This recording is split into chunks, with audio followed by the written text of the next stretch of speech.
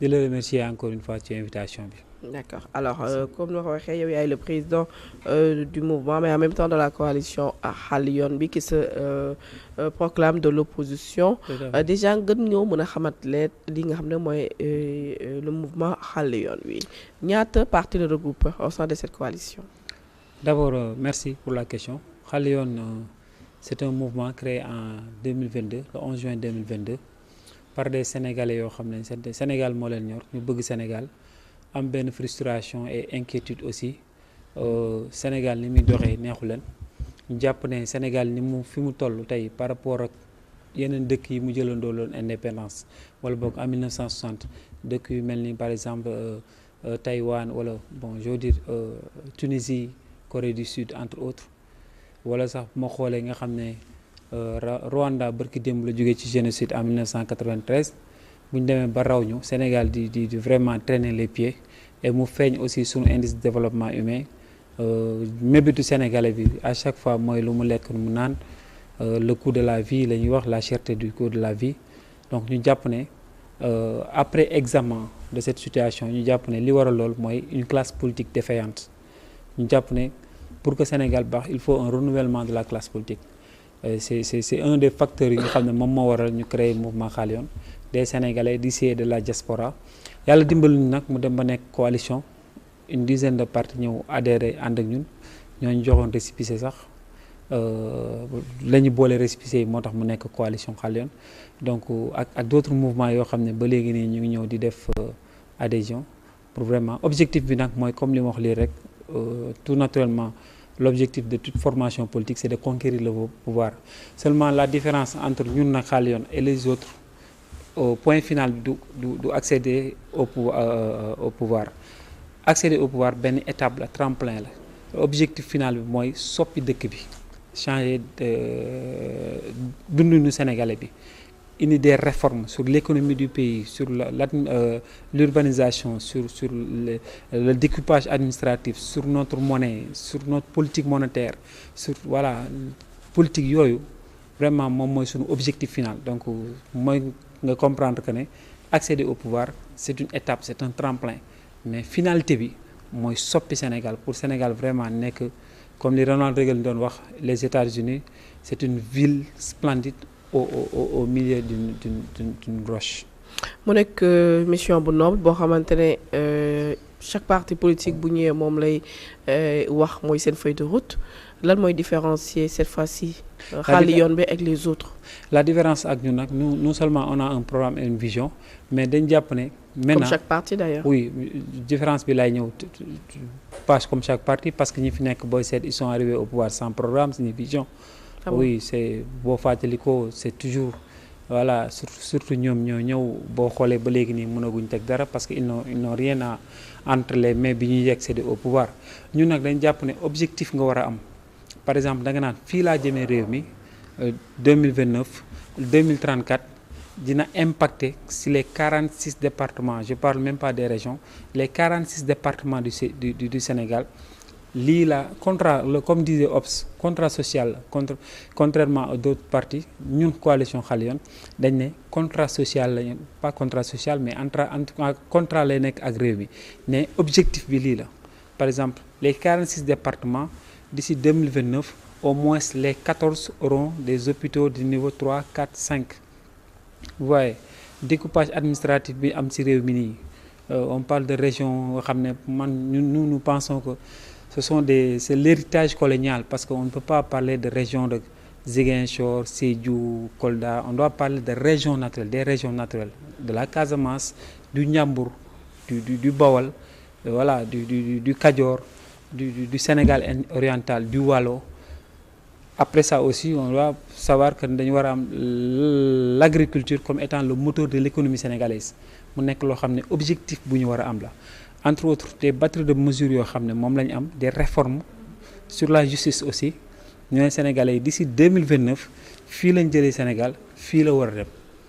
loolu moo ñu différencier ak les autres partis politiques les autres formations politiques yi ngay lim parce que Xàll Yoon li ñu mooy li ma la wax léegi rek li ñu tax a jug politique mooy c'est une frustration boo xam ne dañ jàpp ne bokk na ci li ko gën a tareel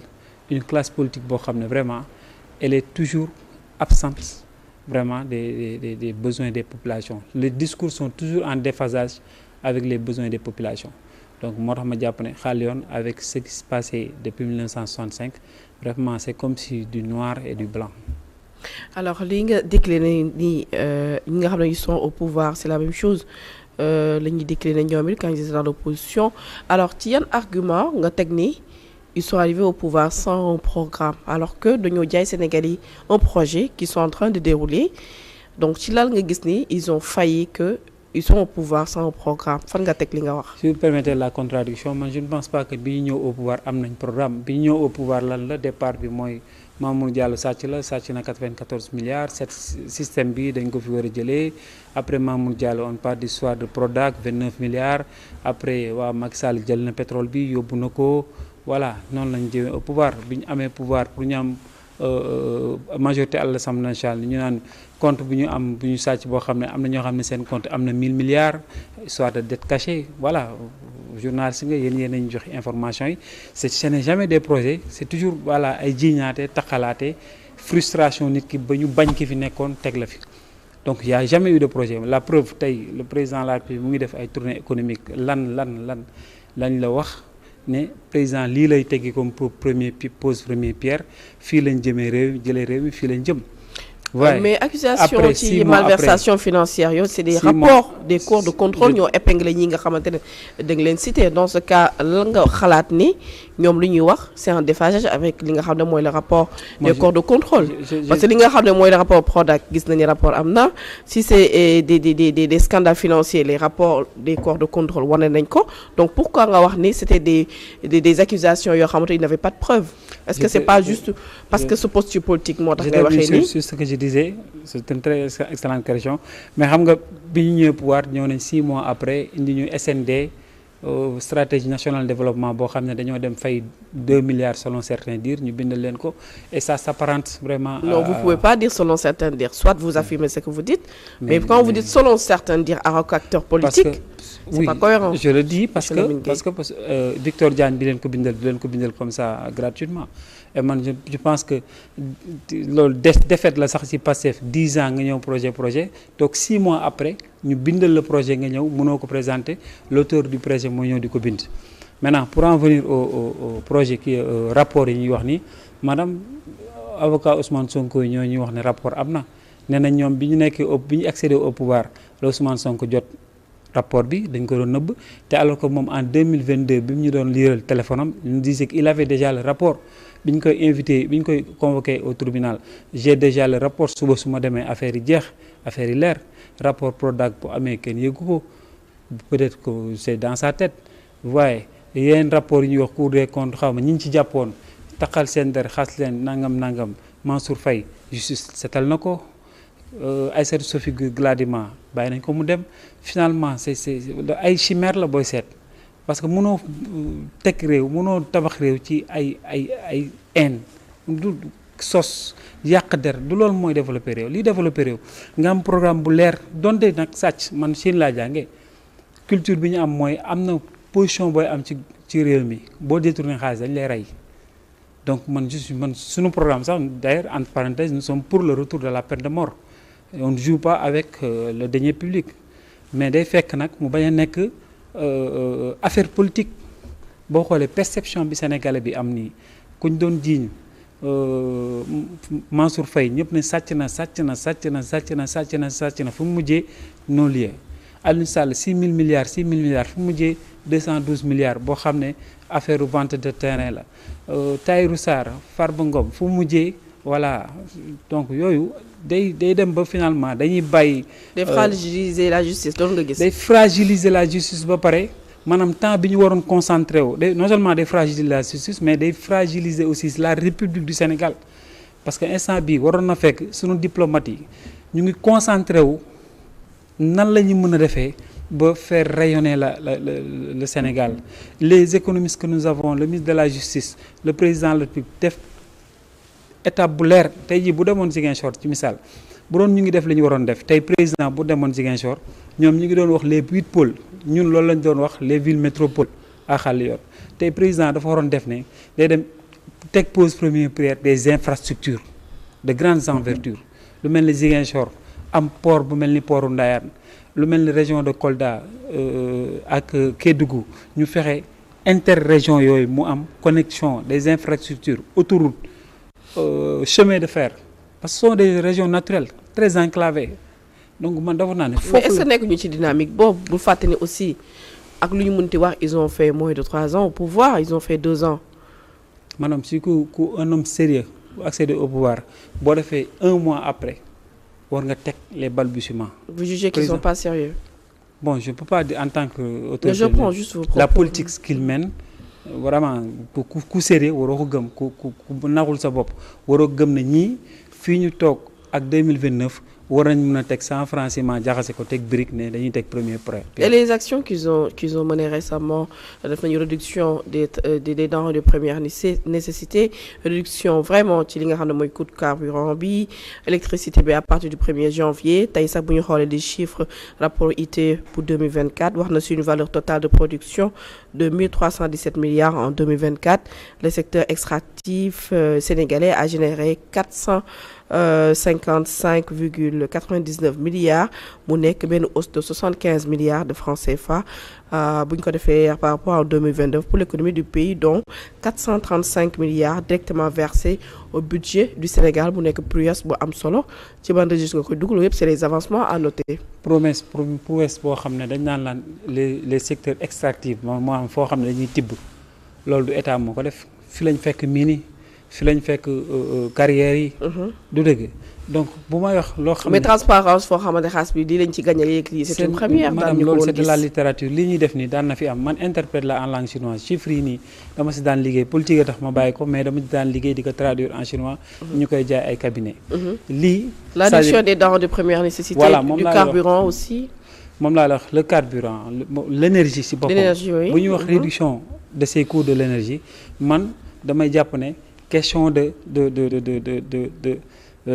d'attractivité la par rapport à d'autres pays yi nekk mais demal laaj Mali ñaata la courant di jar demal laaj Mali ñaata la gasoil di jar te fii lay jaaree jóge fii demal laaj Côte d'Ivoire ñaata lay jar ñoom kañ lañ commencé wàññi nañ bu yàgg ma explique la tey ñi seetaan ma rappelé. Mali am na déficit d'électricité ah. mais am na déficit d'électricité mais le coût de l'électricité et du carburant aussi moo gën a yomb Sénégal. wàññi bi fan la jóge madame moo xam ne suñ ko wàññee te alors que la majeure partie de la population amuñu ci accès. waaw foofu laa jëm si vous permettez ñaari paradoxe yooyu première chose mooy que ne wàññi bi dafa waroon nekk le fruit d'une politique structurelle ñu ne pat ñii dañoo jël subvention bu toll nangam ci xaalis def ko ci wala boog installé nañ ay panneaux solaires ba nga xam ne coût de la production bi dafa wàññeeku wàññi bi fan la jógee parce que boo xoolee c'est un peu de la géopolitique quand même la guerre en Ukraine parce que les Américains les Occidentaux bëgg nañ asphyxier l'économie russe parce que Russie exportateur de pétrole la léegi ñu ne léegi dañuy baisser les coûts nga xam ne Russie bu jaayee pétrole bi du ci amati lu bari foofu la baisse bi jógee et depuis 2022 2023 2024 le baril du pétrole est en train de subir des baisses conséquence Côte d'Ivoire wàññi na